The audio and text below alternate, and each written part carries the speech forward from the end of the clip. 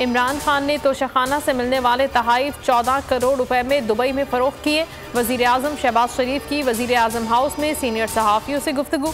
कहा कीमती तहाइफ में हीरे, जेवरात, घड़ियाँ, ब्रेसलेट शामिल हैं। मुझे भी एक बार घड़ी तोहफे में मिली थी जिसे तोशाखाना में जमा करा दिया था। मरियम नवाज ने सवाल उठाया, इमरान खान ने घड़ी और हार कितने में हुकूमत से खरीदे और कितने में बेचे? तहाइफ खरीदने के लिए उसके पास पैसे कहाँ से आए?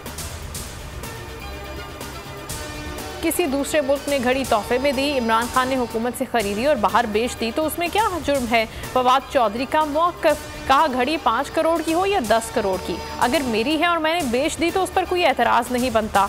शहबाज शरीफ कभी घड़ी तो कभी कोई करैक्टर ले आते हैं। ये इमरान खान पर कीचड़ उछालने की कोशिश कर रहे हैं। सतही गुफ्तगू से गुरेज और मुल्की मसाइल पर तवज्जो दें।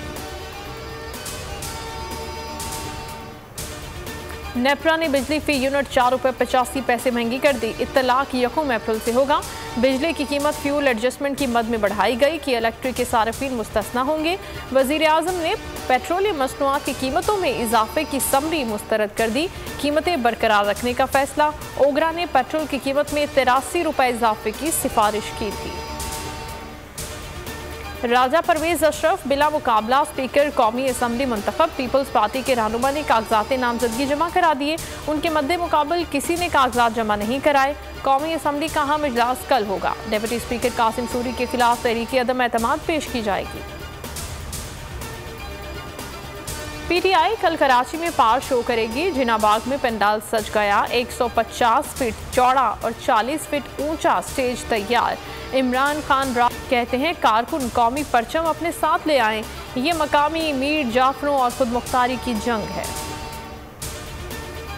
पंजाब की वजारत आला का फैसला कल होगा। चौधरी परवेज इलाही और हमजा शहबाज मद्दे मुकाबल।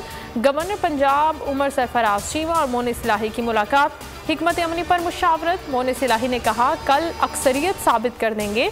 लाहौर हाई कोर्ट ने वजीर आला के इंतखाब और डिप्टी स्पीकर इख्तियारात बहाली केस का तफसीली फैसला जारी कर दिया। कहा चौधरी परवेज इलाही वजारत आला को उम्मीदवार होने की वजह से स्पीकर के इख्तियारात इस्तेमाल नहीं कर सकते। सदारत डिप्टी स्पीकर ही करेंगे। यतीमों और मस्कीनों की मां चली गई। नामवर समाजी शख्सियत बिल्की सीधी इंतकाल कर गई। गुज़श्ता कई दिनों से अस्पताल में ज़ेरे इलाज थी। रमज़ान से 2 रोज़ कबल दिल का दौरा पड़ा था। बेटे फैसल ईदी ने मौत की तस्दीक कर दी। सियासी और समाजी शख्सियात की जानिब से इजहार अफसोस। और बोल एंटरटेनमेंट पर गेम शो ऐसे चलेगा में इनामात की बरसात। हर साल की तरह इस साल भी बोल के गेम शो में बांधे जा रहे हैं लाखों के बेशकीमत इनामात। आप भी गेम शो का हिस्सा बन जाएं।